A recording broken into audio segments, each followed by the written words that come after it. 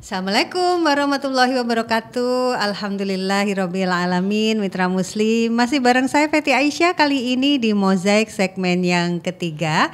Di hari Kamis 25 Rabiul Akhir 1445 Hijriah dan juga bertepatan dengan 9 November 2023. Beberapa segmen sebelumnya kita sudah ngobrol ya tentang bagaimana sebuah real passive income ini harus kita perjuangkan dan juga bagaimana agar bad habit ini menjadi good habit. Masya Allah. Kali ini ada yang lebih spesial lagi karena kita akan ngobrol bareng Bunda Kastini S. Kaspan, MPD LCPC. Beliau adalah forgiveness trainer dan penulis buku The Miracle of Forgiveness. Pokoknya kalau bareng Bunda Kastini, Mitra Muslim, kita selalu belajar bareng ya untuk bagaimana kita bisa memaafkan bukan hanya orang lain tapi juga diri kita sendiri. Saya sapa dulu rekan-rekan di Suara Muslim Radio Network. Ada Kiki Rizkiani di Suara Muslim Lumajang, Mahfud Manaf di Suara Muslim Tuban, dan juga Muhammad Amru di Mitra FM Batu. Mudah-mudahan Allah SWT senantiasa karuniakan kita hati yang terjaga, hati yang selalu mudah untuk memaafkan, dan hati yang selalu terbuka untuk menerima hidayah. Amin, amin ya Rabbal Alamin.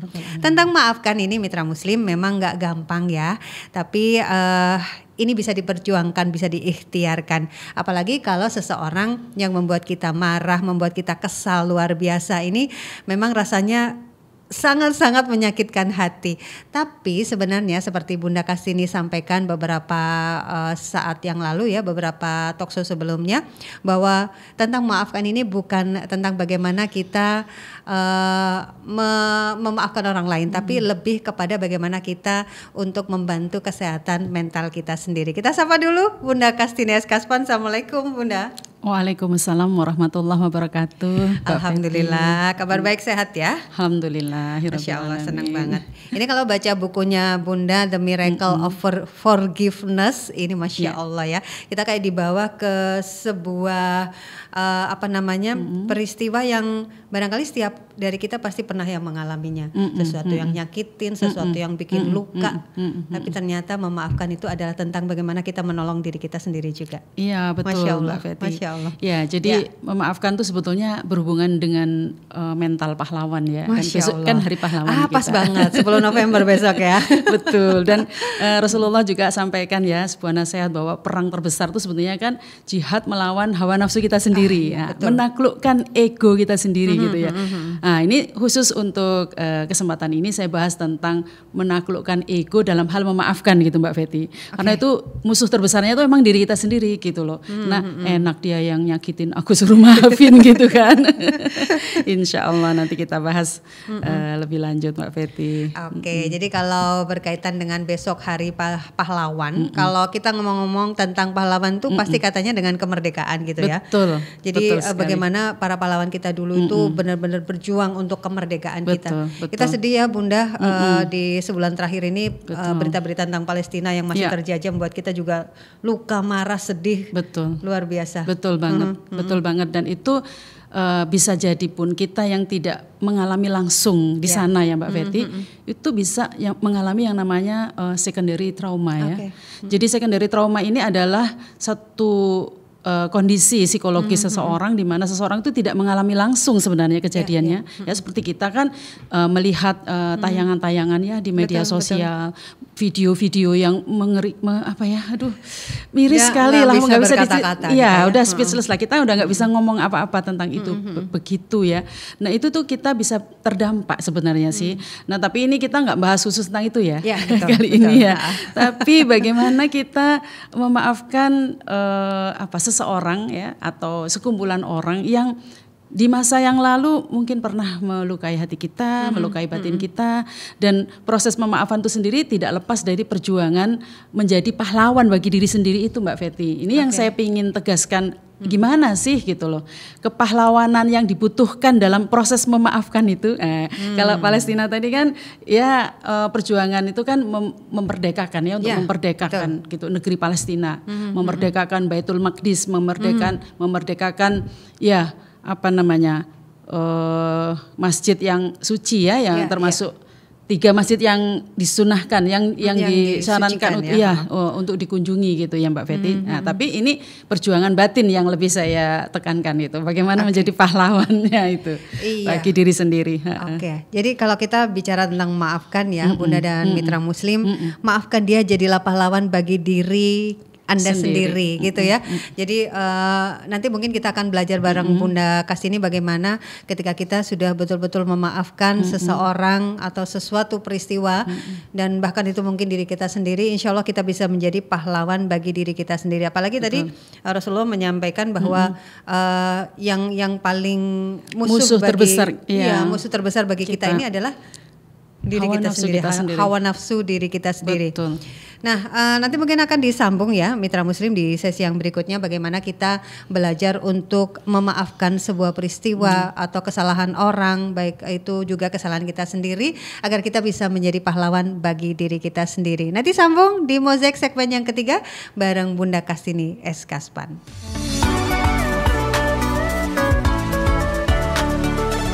Mozaik.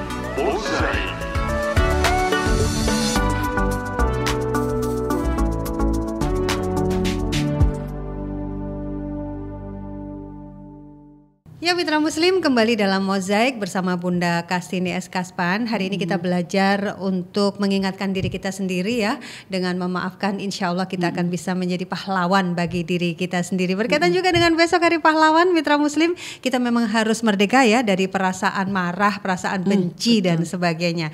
Nah Bunda, balik lagi beberapa waktu yang lalu mungkin Bunda sudah sampaikan juga tentang sebenarnya memaafkan itu seperti apa. Karena maaf hanya M-A-A-F, tapi kayaknya definisinya panjang lebar begitu. Gimana Bunda? Iya, jadi ya wajar ya kalau kita itu dizalimi, ya kemudian disakiti, ya dilukai gitu, sakit hati, marah, sedih, kecewa, puncaknya kemudian benci dan pingin balas dendam bahkan misalnya seperti itu wajar.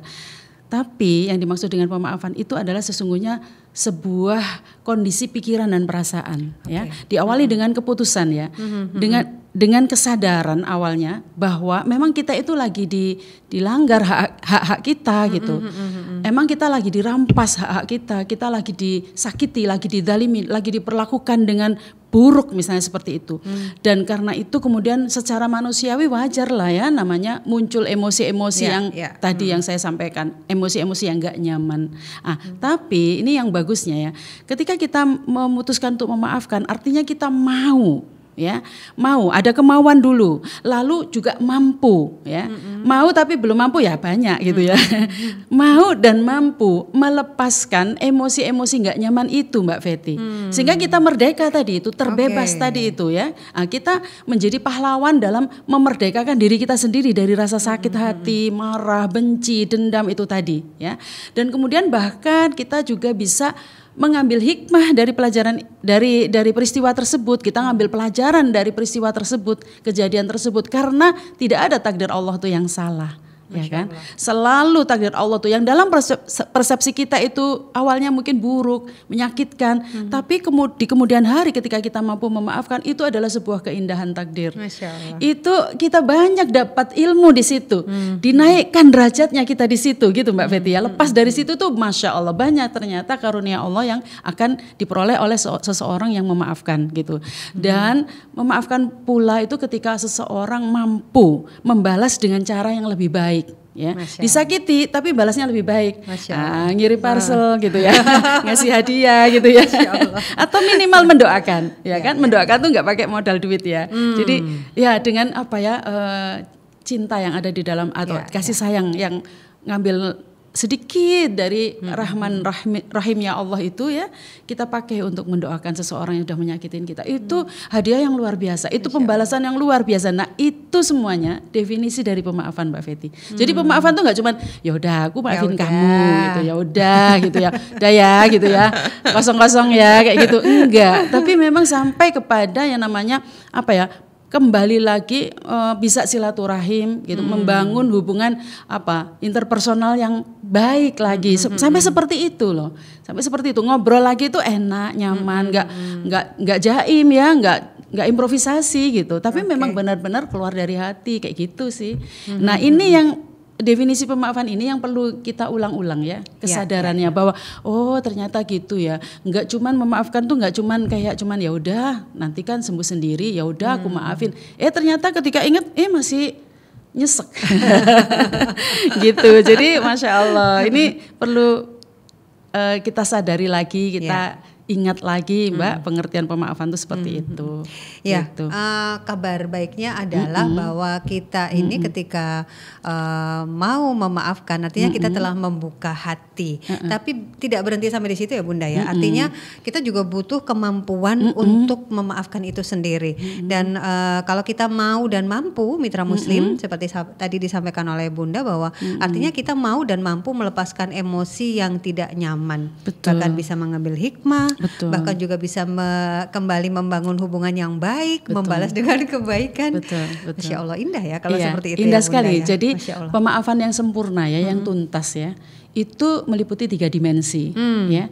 Jadi ada dimensi emosi, ada dimensi kognisi, dan ada dimensi interpersonal.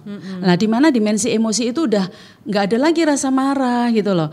Udah kita udah ikhlas menerima ridho menerima takdir bahwa segala sesuatu yang terjadi, even itu adalah kezaliman seseorang kepada diri kita, itu sudah diizinkan oleh Allah. Tidak mungkin terjadi tanpa izin Allah. Pasti. Nah, itu gimana kita ridho menerima itu gitu. Itu dimensi emosi. Ketika kita ridho, maka hati kita akan lebih tenang, ya kan? Nah, ketika kita tenang, maka menuju ke dimensi kognisi, kita bisa berpikir lebih bagus lagi ya, lebih rasional ya, dalam arti mana sih yang terbaik yang bisa kita lakukan untuk merespons ini. Itu ketika kita bisa emosi kita ya, dimensi emosinya udah oke gitu. Baru kita bisa mikir sebenarnya apa sih yang dia lakukan ini, sebenarnya apa sih latar belakang dia melakukan itu padaku, apakah aku juga punya andil di situ gitu ya. Apa aku juga punya salah di situ. Itu nggak gampang. Iya, nah itu. Tapi ternyata memang harus kita lakukan ya. Artinya kalau apapun peristiwa yang terjadi dalam diri kita pasti ada andil atau kontribusi kita bisa untuk jadi. Entah apa itu ya. Betul. Sedikit atau banyak, besar atau sedikit kecil. Sedikit atau banyak, besar atau kecil. Yang paling penting adalah tadi Bunda sampaikan ya mitra Muslim bahwa pada tahap selanjutnya kita bisa mengambil hikmah tadi itu. Betul Mbak. Itu yang pelajaran yang paling mungkin tak ternilai ya, bisa dibilang tidak ternilai, karena kalau kita bisa lepas dari situ, lepas dari penjara tadi ya, penjara itu kita buat sendiri ya, karena ini saya mau bahas respons ya. Jadi ketika kita dizalimi itu ada 3 macam respons menurut Imam Al-Ghazali ya. Yang pertama itu respons yang paling buruk, yaitu zalim ya. Kita membalas dengan yang lebih buruk. Katakanlah kita itu dipukul sekali, kita balasnya itu 2 kali, 3 kali gitu ya. Lebih galak yang balas.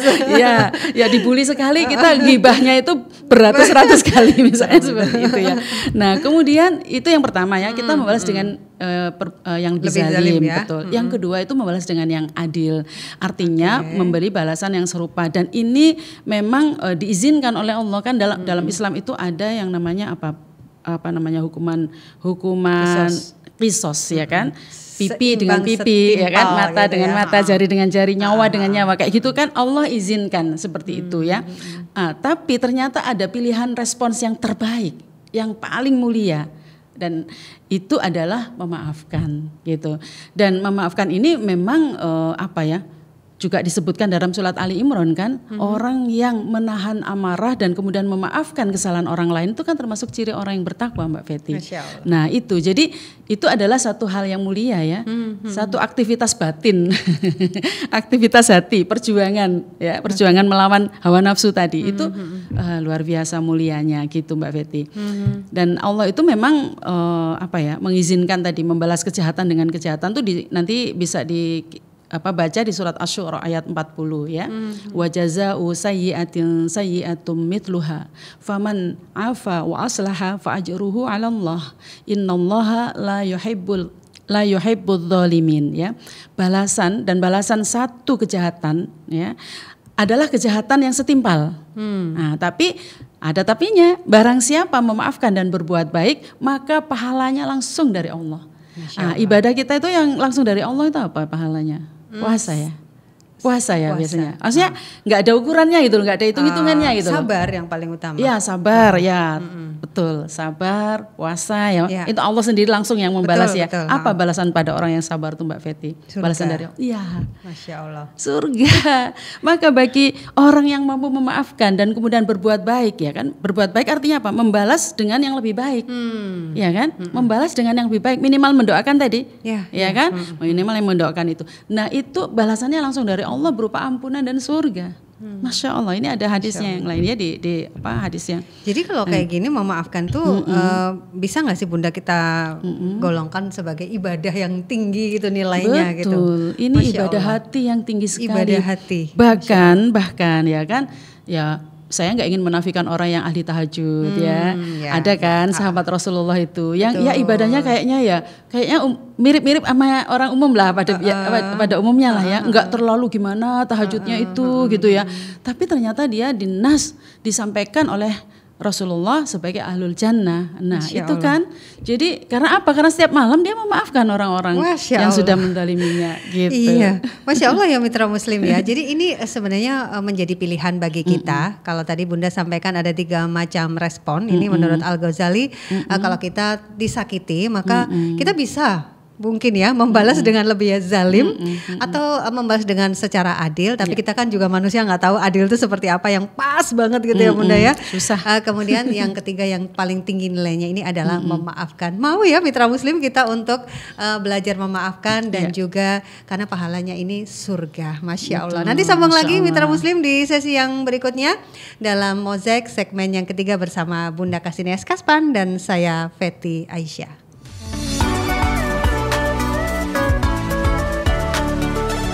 Mozaik.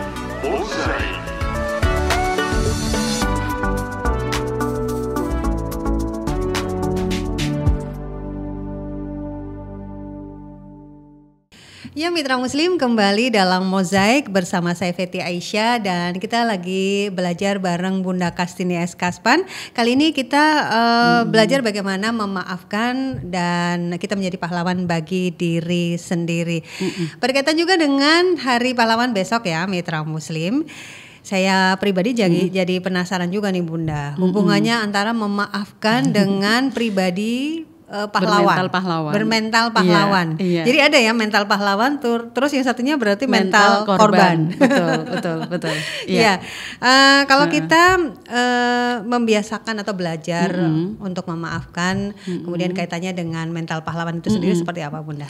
Iya, jadi gini. Ternyata ini saya juga menemukan ya ada hubungan yang erat sekali ketika saya juga lebih intens lagi mempelajari tentang pemaafan. Jadi seseorang yang stuck ya, ketika dia dizalimi, dia stuck di situ. Dia nggak bisa lepas dari kemarahan, sakit hati, dendam, disimpan terus. Kenapa ya gitu? Saya berpikir kenapa ya? Sementara ada lagi orang lain yang bisa gitu. Kemudian memaafkan ya memang berat itu, memang butuh waktu, nggak mudah gitu ya. Tapi bisa. Tapi akhirnya bisa. Dan kemudian dia bisa lagi hubungan interpersonalnya baik lagi gitu ya. Ada yang seperti ya contohnya tentu saja Rasulullah ya. Kalau Rasulullah udahlah jangan ditanya, dan sahabat-sahabat itu luar biasa juga. Nah, jadi kenapa ya ada orang yang bisa move on gitu ya dengan ada orang yang stuck gitu. Bedanya gimana? Nah, ternyata orang-orang yang nggak bisa move on tadi, yang stuck tadi itu adalah ketika dia terus-menerus memposisikan dirinya sebagai korban. Emang benar ketika kita dizalimin kan kita dikorbankan memang ya. Iya, betul. Kita jadi korban memang. Korban kezaliman kan gitu. Betul.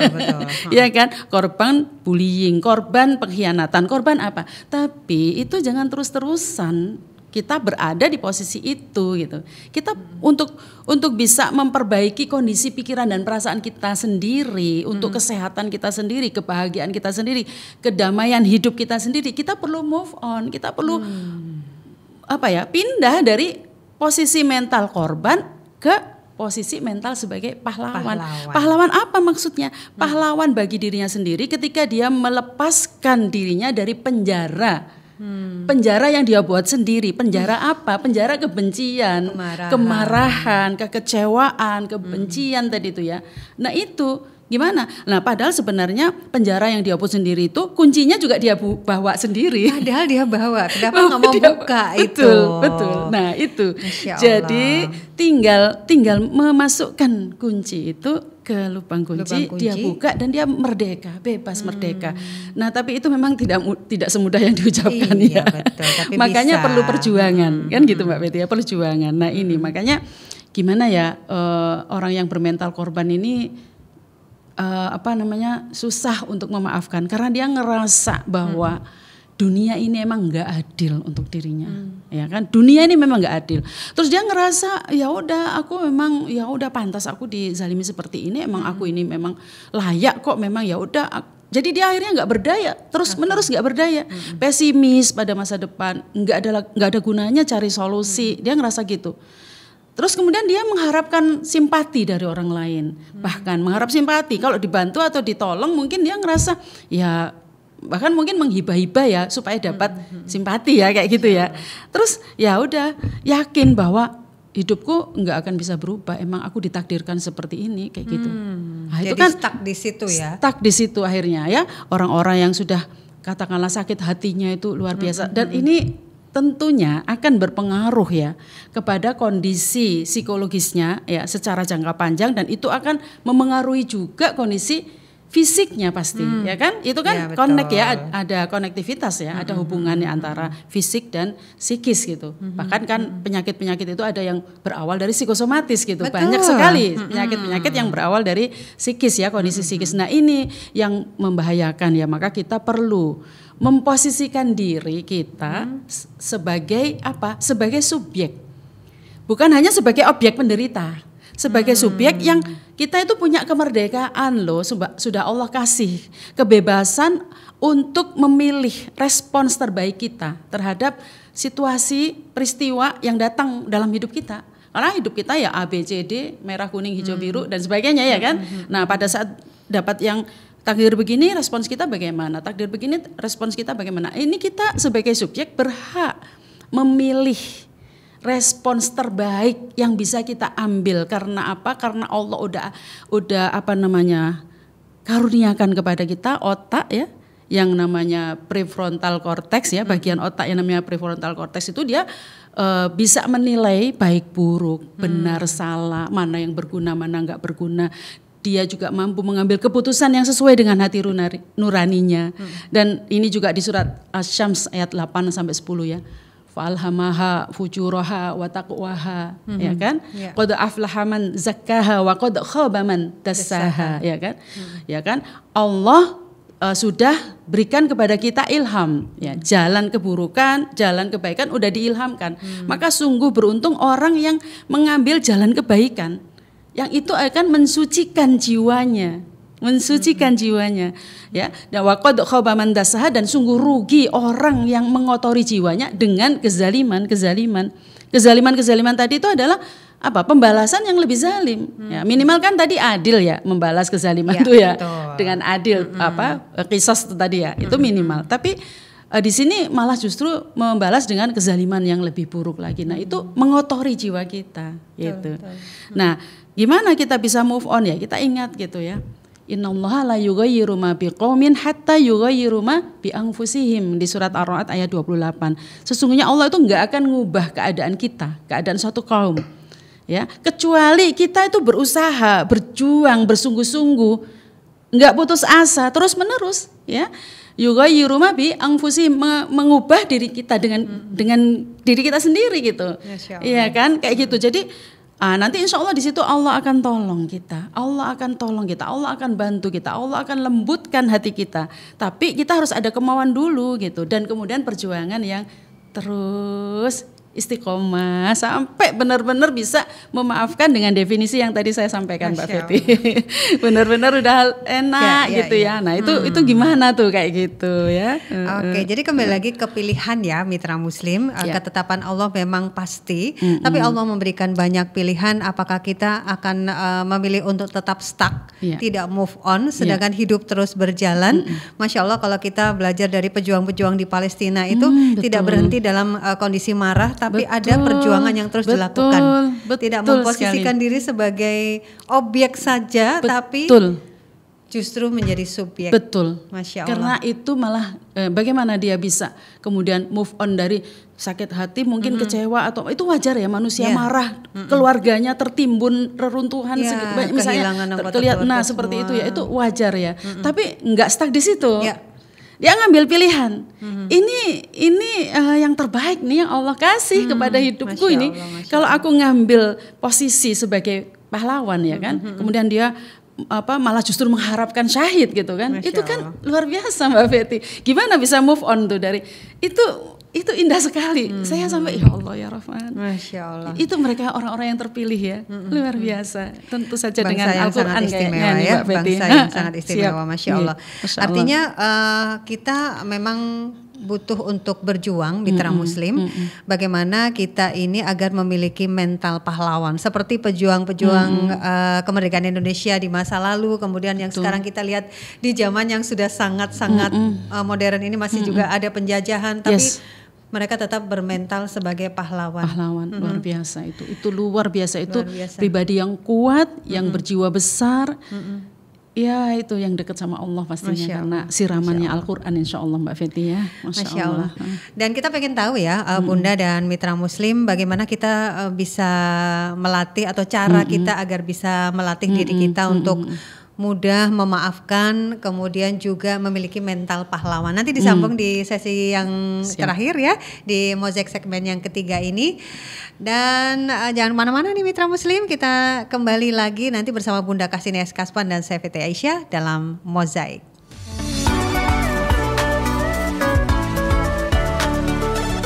Mozaik.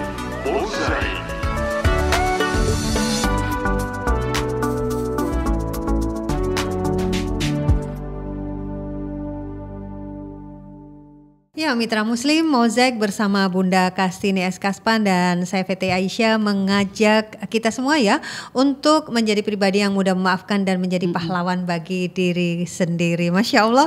Tadi beberapa hal sudah banyak disampaikan oleh Bunda bahwa kita memang harus melatih diri untuk memiliki mental pahlawan. Salah satunya mungkin tadi nggak stuck di kemarahan-kemarahan tadi ya Bunda ya. Betul. Ya, pahlawan itu hero ya.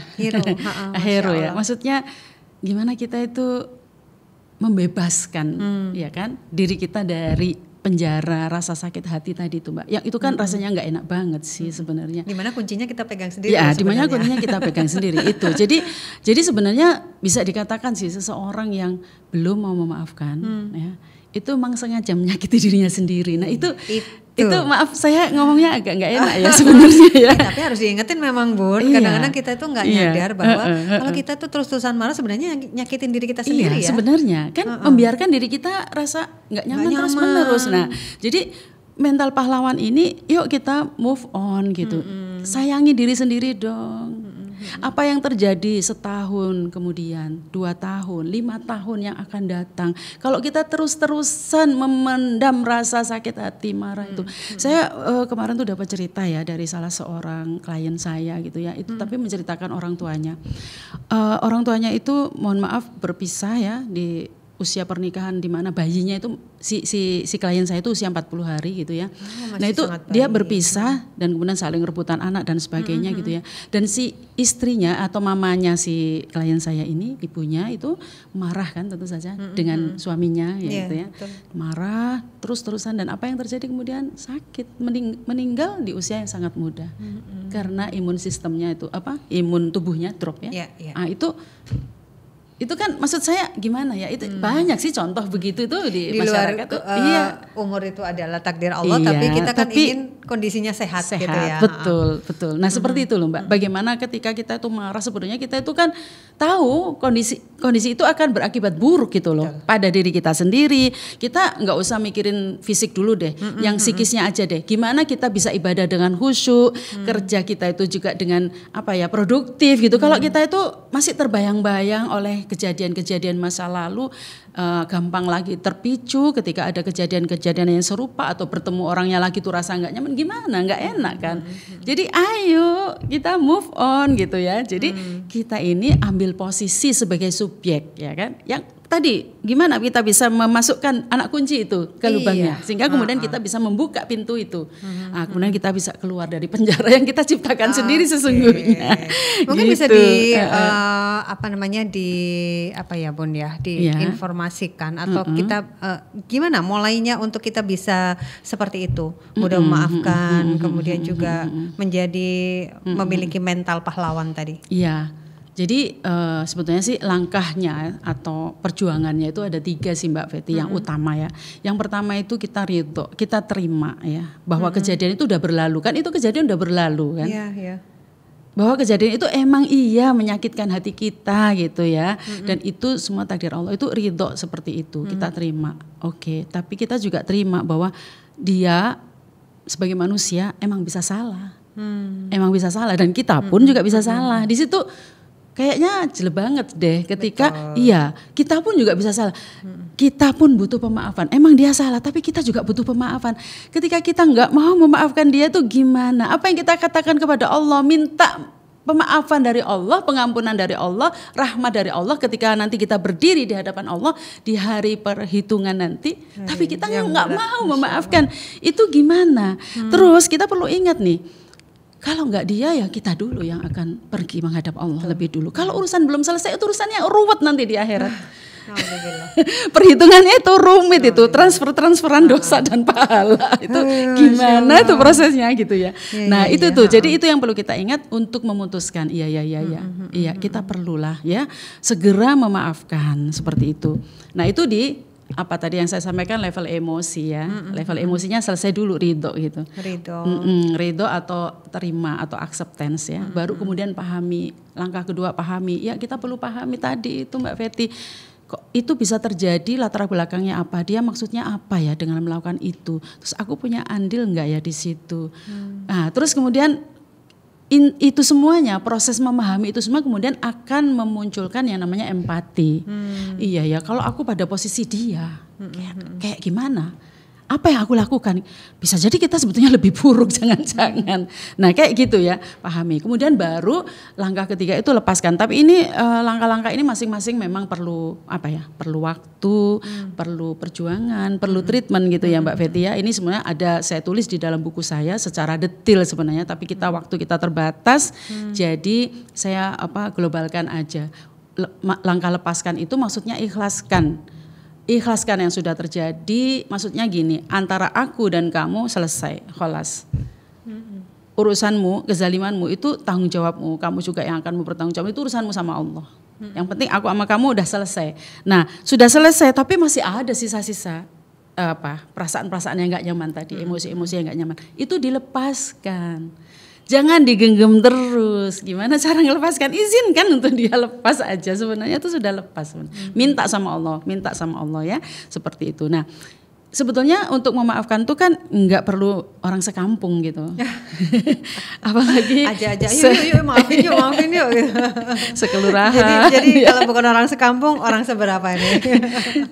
Cukup diri sendiri Mbak Fetty. Cukup diri sendiri. Jadi untuk memaafkan itu hanya butuh satu orang, yaitu diri kita sendiri ya. Kenapa? Karena bahkan kita juga nggak butuh si dia yang menzalimi kita gitu, nggak perlu dia minta maaf dulu sama kita, dia nyembah kita, minta ampun, atau dia menyadari kesalahannya, dia berjanji nggak ngulangin lagi, itu semua nggak perlu dan itu bukan urusan kita. Walaupun ya kita sebagai pendakwah ya, masing-masing kita itu kan dai ya.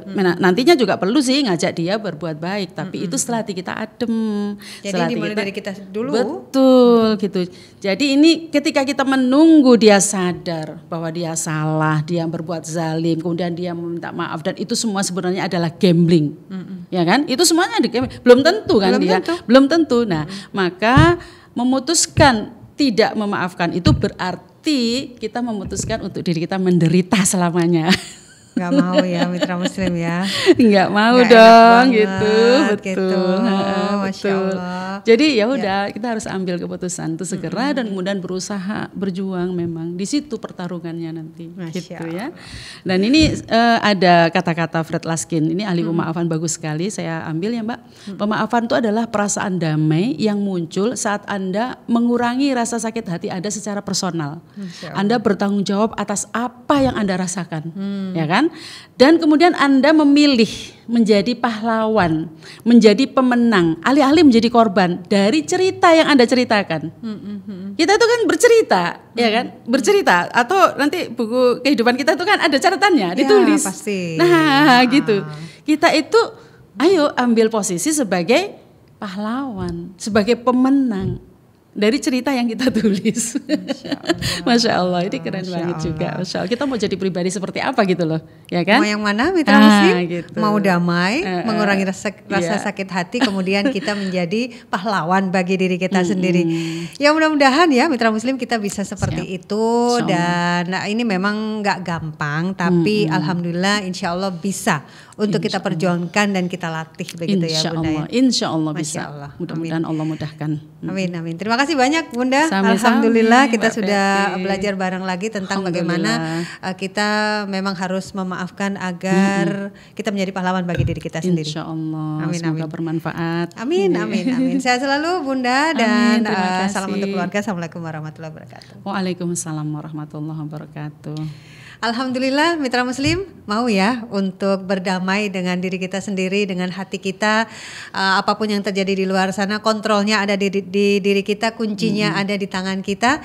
Mari kita untuk terus belajar memaafkan dan menjadi pahlawan bagi diri kita sendiri. Terima kasih, saya Fetty Aisyah pamit undur diri bersama rekan-rekan di Suara Muslim Radio Network, baik yang ada di Lumajang, kemudian di Tuban dan Mitra FM Batu. Ada Elsa Herunisa di Gatekeeper dan juga produser dari Mozaik di segmen yang ketiga ini. Kemudian juga ada Muhammad Afi, videographer. Subhanakallahumma wa bihamdika nasyhadu alla ilaha illa anta nastaghfiruka wa natubu ilaik. Maha suci Engkau ya Allah, dan dengan memujimu kami bersaksi tiada Tuhan yang berhak diibadahi selain Engkau. Kami memohon ampun dan bertaubat kepadamu. Assalamualaikum warahmatullahi wabarakatuh.